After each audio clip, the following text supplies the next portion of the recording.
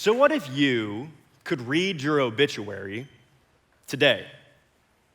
Those words that will summarize the totality of your life, what difference would it make if you could read those words today? Would it make you want to make some adjustments in the priorities that you have, in the way you spend your time, your money? If you could read your obituary today, would you look back on your life and think that you might want to redefine where you find your significance? None of us in this room will actually be able to read our obituaries before we die. But that's not true for a guy named Brad Meltzer. Brad Meltzer is a New York Times bestselling author, and Brad Meltzer got to a certain point in his career when he really wanted to think about what would people read about him in his obituary. And so he decided to have somebody write it for him.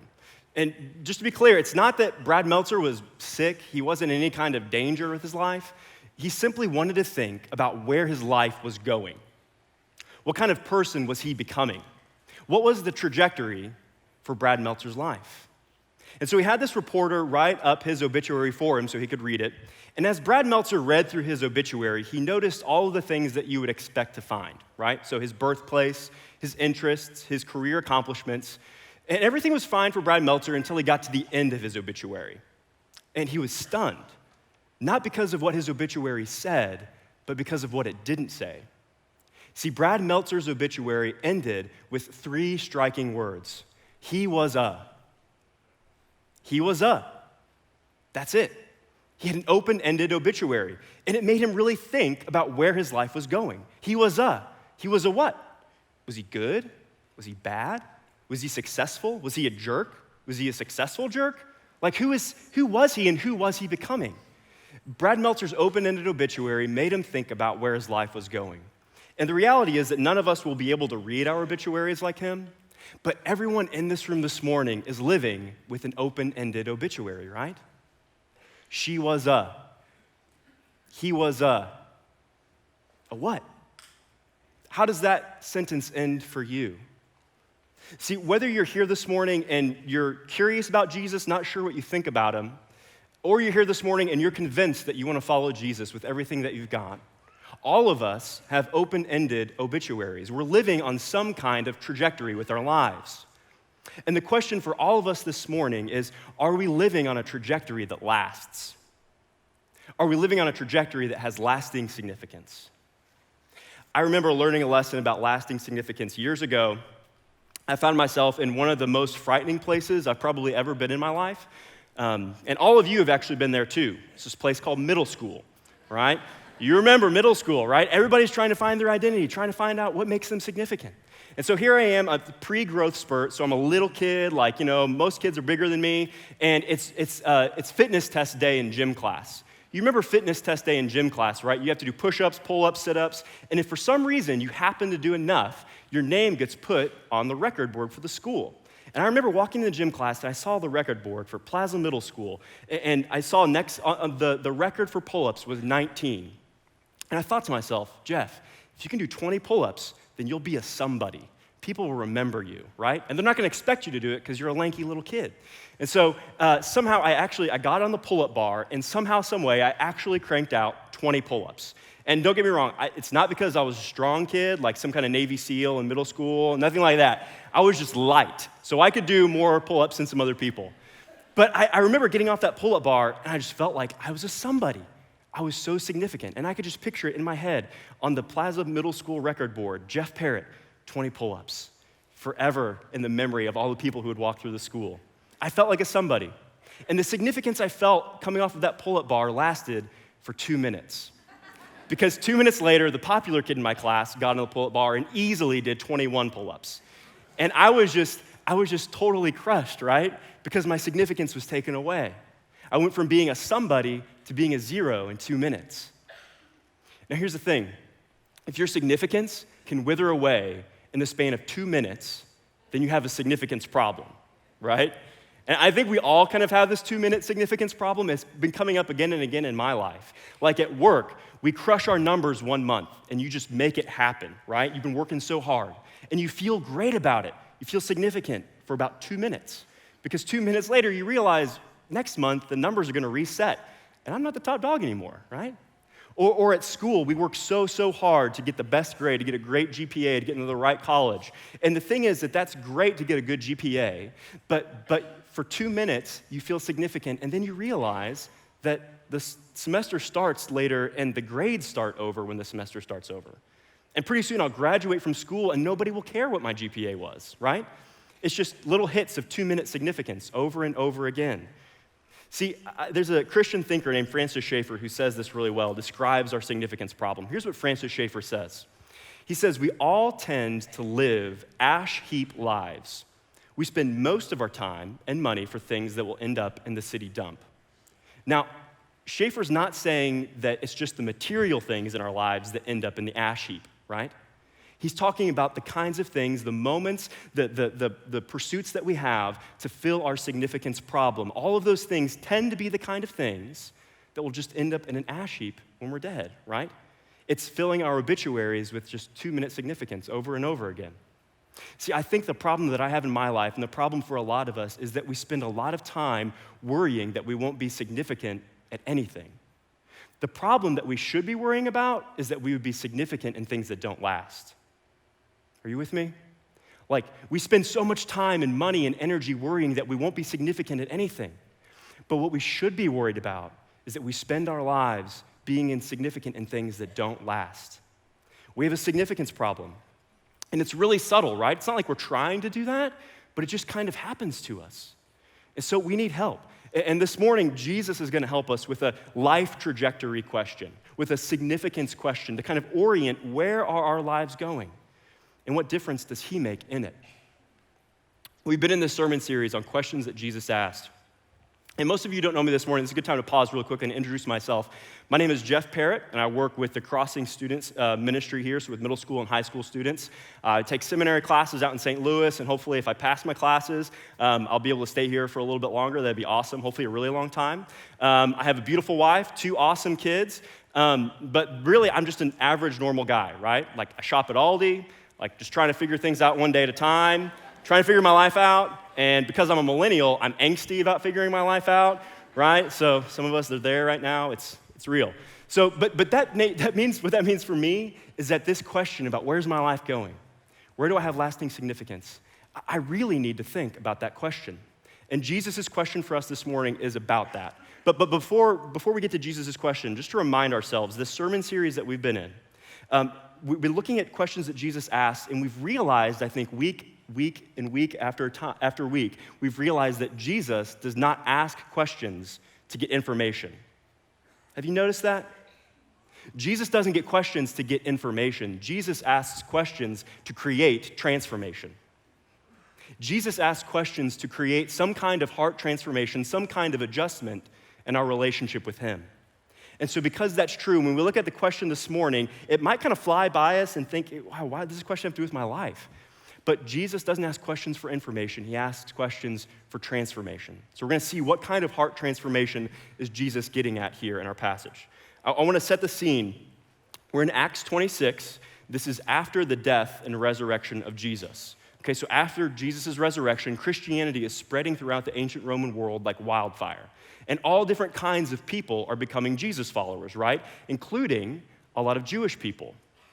And so this upsets a certain part of the Jewish leadership of the day, and they have it in their minds that it is God's will for them to end this Jesus movement.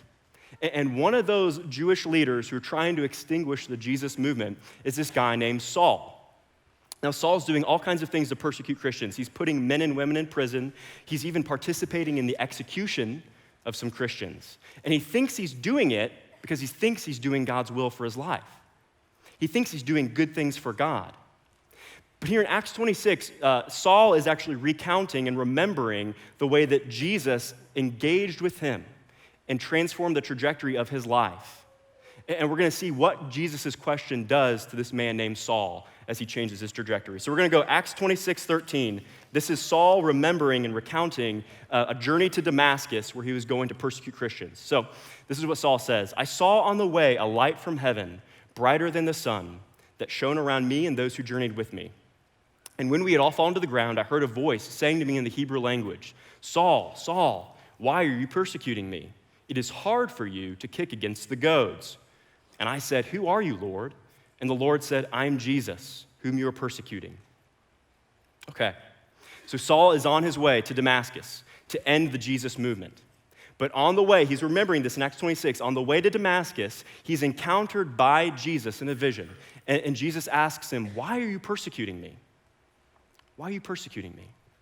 Now, at first glance, I think that question might go in one ear and out the other, because most of us in this room this morning don't think of ourselves as persecutors of Jesus, right? But we got to remember, Jesus doesn't ask questions for information. He asks questions for transformation. So what kind of transformation, what kind of heart change is Jesus trying to bring about in the life of Saul?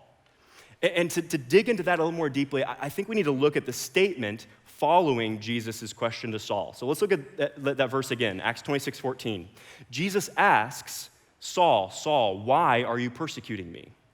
But then he says this, Jesus says, "It is hard for you to kick against the goads." Okay, so in some way, in Jesus' mind, Saul persecuting the church, the early Christian church, is connected to the fact that he's kicking against the goads. But the question for us is, what does it mean to kick against the goads, right? Because none of us said that this week, I don't think, right? So somehow those things are related, but we got to find out why. So what is a goad? A goad is just a long pointed rod that back in the agricultural days they would use to prod an animal into the direction that it was meant for, into the direction that the master desired, right? And so to kick against a goad is to resist, to kick against the movement that you're meant for, right? But there's actually a really important distinction, a deeper meaning to kicking against the goads that was prevalent in the Greco-Roman era. See, we know from Greco-Roman literature that phrase, kicking against the goads, actually became kind of a popular proverb or like a metaphor for not just resisting any will in your life, not just resisting a random direction, but kicking against the goads became known for kicking against God's will for your life. To kick against the goads is to resist God's movement in your life. It's to resist the trajectory that God has for you. And so that statement, "it is hard for you to kick against the goads," clarifies the power behind Jesus' question. Because it tells us that Saul's biggest problem in his life was not that he was persecuting Jesus. Do you see? The biggest problem for Saul was not that he was persecuting Jesus. Saul's biggest problem was that he was going the wrong way with his life. God's going this way, but in kicking against the goads, Saul is going this way. So persecuting Jesus is a symptom of a deeper problem in the life of this man named Saul. He was living on the wrong trajectory. And so Jesus asks this question, "Why are you persecuting me? It's hard for you to kick against the goads." Jesus says this to reorient and transform the trajectory of Saul's life.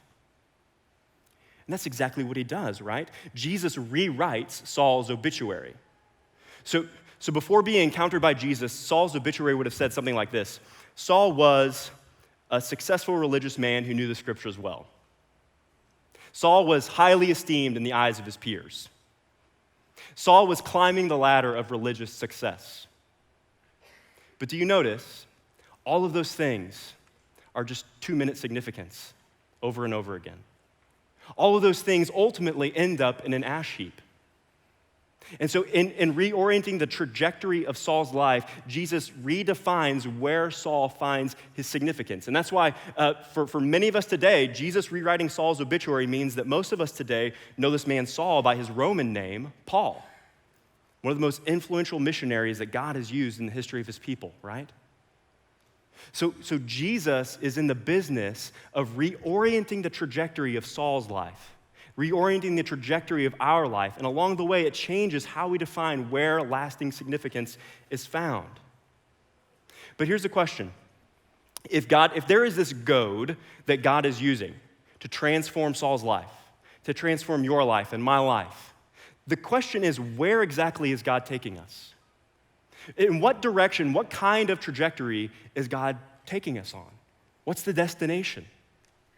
I think we get a really clear picture of the destination for God's trajectory in Revelation 21. Let's go there really quickly. Revelation 21. Then I saw a new heaven and a new earth, for the first heaven and the first earth had passed away. And I heard a loud voice from the throne saying, "Behold, the dwelling place of God is with man. He will dwell with them, and they will be his people, and God himself will be with them as their God. He will wipe away every tear from their eyes, and death shall be no more. Neither shall there be mourning, nor crying, nor pain anymore, for the former things have passed away. And he who is seated on the throne said, Behold, I am making all things new. So do you see the trajectory, the destination of God's movement is eternally significant, right? This is a picture of new heaven and new earth, new creation where life is the way it's supposed to be, where God dwells with his people, where death has passed away, where pain is no more, right? This is eternally significant destination that God is taking us to. But it's easy for me to miss this. I don't know if you caught that this eternal significance, this eternally significant trajectory that God's taking us on has real implications for our lives right now, right? Let's look back. What does Jesus say?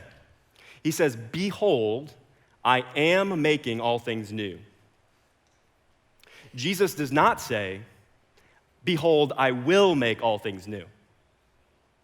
Jesus does not say, Behold, I will make things new when I've got time later because I'm busy with y'all right now, right? He says, I am making all things new. So God's eternally significant trajectory is not a future project. It's a present reality.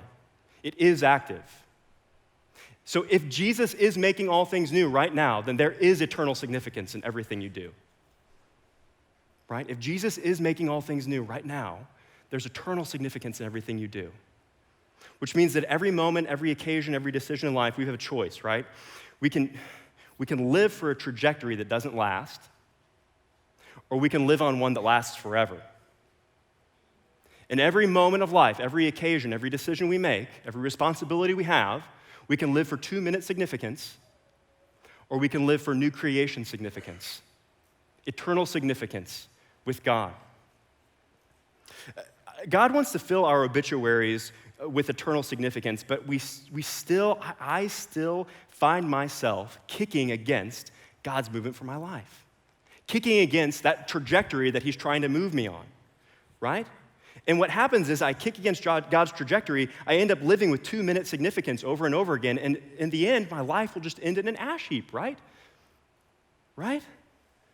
So here's how this happens in my life. I want to tell you a little bit about this thing that I call the Jeff Show, all right?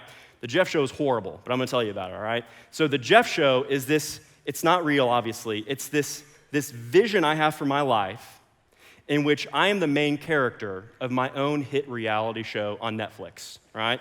And it's got tons of views, right? It's very important to me. So on the Jeff Show, I'm the main character. I'm the star of the show, so I set the agenda. I get the glory. It's all about me.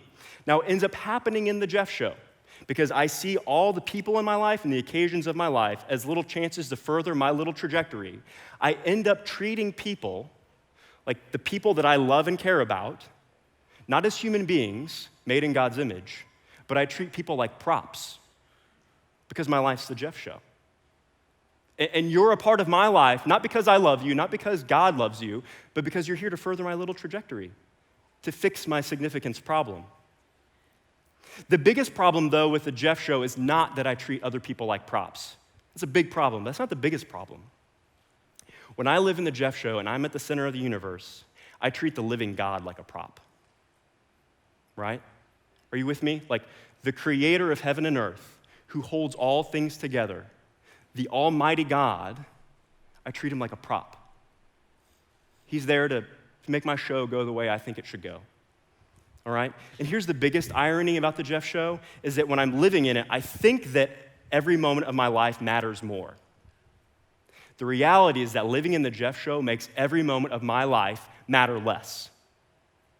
Every moment of my life is less significant than it was meant to be. That's the irony of it.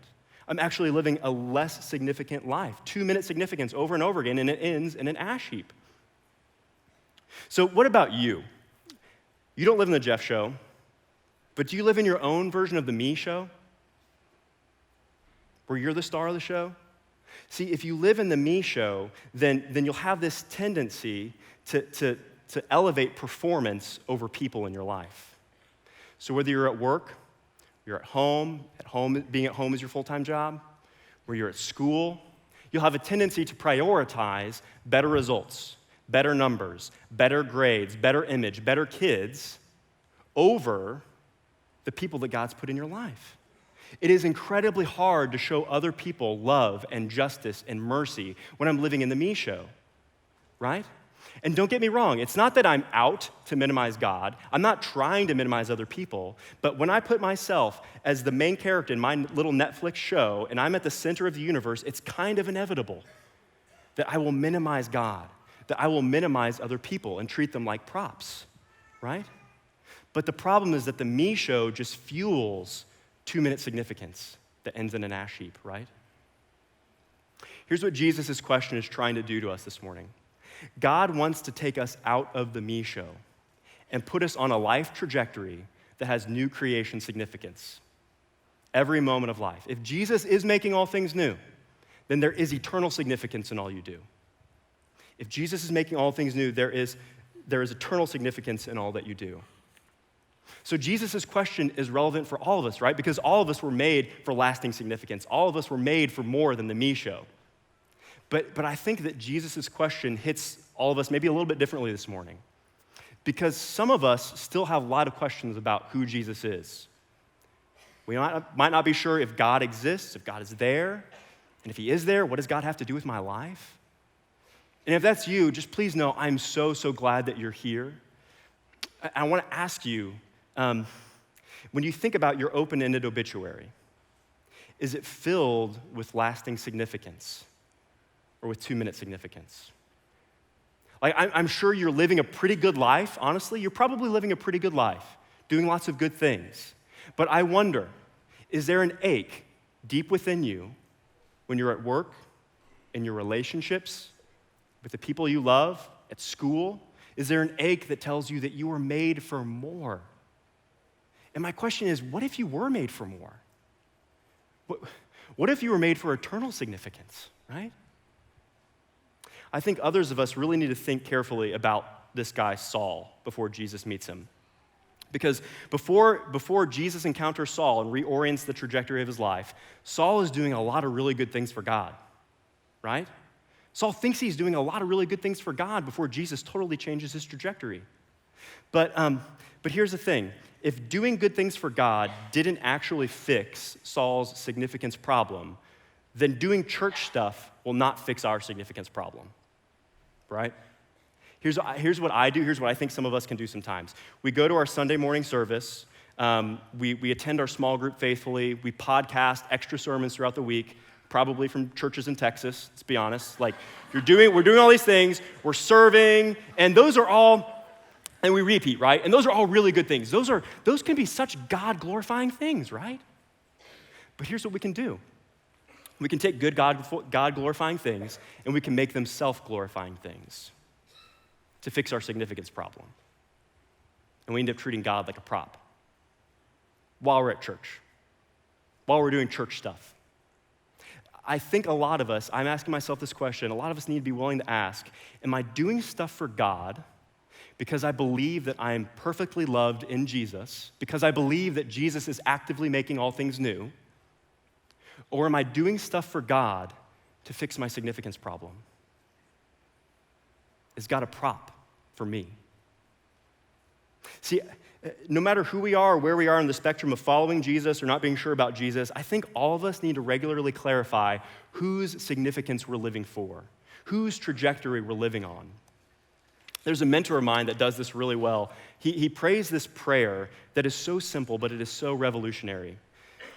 This mentor of mine prays this prayer. He prays, God, what do you have for me today? What do you have for me today, God? That's it. Now, that's so simple, but that is a very subversive prayer. It is a revolutionary prayer. Because when you pray, God, what do you have for me today? You're naming the reality that God is already up to something in every category, every opportunity, every moment of life. It's to say, God, you are making all things new actively right now. You're making all things new. It's an invitation to participate with God as he makes all things new. God, what do you have for me today? So if you walk into your job, if you have a new opportunity at work, or you've been there for a long time, or you're starting a new degree program, going to classes, or maybe you're at home with your friends, your family, if you go into those situations saying, God, what do you have for me today? It is a chance to snuff out that tendency to live for 2-minute significance. And it orients us to new creation significance. God, what do you have for me today, right now? In this place, in this relationship with this person. You're up to something. So what do you have for me? How would praying that prayer change your family life? How would it change your school life, your work life, your friendships? How would praying that prayer change our community? What do you have for us today, God? I want to pause here because I think that there are probably some of us who like the idea of living on God's trajectory, of living for eternal significance. Jesus is making all things new. But it can be really challenging to figure out how does that reality work when my life is falling apart? What about my suffering, right? Like, what about bad news from the doctor? What about losing a job, a broken relationship? What about wanting to grow my family, but it's not happening? What about when my life is falling apart? How does new creation significance work in those spaces? And here's where I think we need to really cling to what Jesus says. If he's making all things new all the time, then Jesus is actively rewriting your obituary in every square inch of life, including that square inch that you can't stand. He's rewriting your obituary right there. Now, that doesn't make our suffering go away, but what it does is this, is it gives us permission to go into those spaces and say, God, what do you have for me in my suffering? You're up to something in every square inch of my life. What do you have for me here? And that doesn't make our suffering go away, but what it does is it enables us to go to those spaces of life to honestly name the suffering, to name the heartbreak, to name the pain. It's not the way that life is supposed to be. But at the same time, to know that, God, you are not taking me to an ash heap. You're making all things new. And there's significance in everything I do, including this square inch that I can't stand. So thinking about our obituaries, filling them with eternal things, it's easy to do in a church service, right? Because Sunday morning church service is not normal life, right? We're all dressed a little bit more nicely than normal. We smell a little bit more nicely than normal. We're smiling more than we usually do here. So my question is this: how will it work when in a handful of minutes we're all going to walk out of these doors? And when we do, we walk back into our anxieties, back into our busyness, back into our sin struggles and our conflicts. How does trajectory transformation work out there? I think a lot of us in this room this morning are just trying to get through this week holding on to Jesus. So all this talk about my obituary being filled with everlasting, eternal things, that seems a little bit overwhelming, right? Because I'm trying to get through one day following Jesus. And I don't mind telling you this morning that I don't know how I'm going to walk out into the parking lot later today and hold on to Jesus for one more week if it's all up to me, right? I cannot fix my significance problem if it's just up to me. So how does anybody actually keep going in the Christian life? I think that we need to remind ourselves of what God's transformation is like. I think it's easy to think about transformation in the Christian life kind of like an HGTV renovation, right? So you're familiar with these HGTV renovations on HGTV? So you got this rundown, fixer-upper house. That's just horrible, right? You wouldn't stay the night in there if somebody paid you. But then in the span of an hour with commercial breaks, the whole thing is transformed into this place that you would drop a ton of cash to stay in for a week, right? Like, it's HGTV transformation. And we know in our heads that this isn't how real life works, because on the show, there's a budget problem that goes away in like a couple minutes, right? There's like a serious foundation issue that is gone by the time the commercial break is over, right? This is not real life. And we know that's not real life when it comes to our houses. But I wonder if sometimes, subconsciously, we copy and paste that version of transformation into the Christian life. Overnight transformation. So we wonder, God, I've been following you for how many years now? And I'm still living for 2-minute significance. I've been a Christian for how many years now? And I'm still living in the me show. God, this is taking longer than I thought. Are you up to anything? God, am I even a Christian? Am I even a Christian? See, I think HGTV transformation, HGTV Christianity reminds us to cling to Jesus' words in Revelation 21. Let's go back. Let's read these again. Jesus says, "Behold, I am making all things new."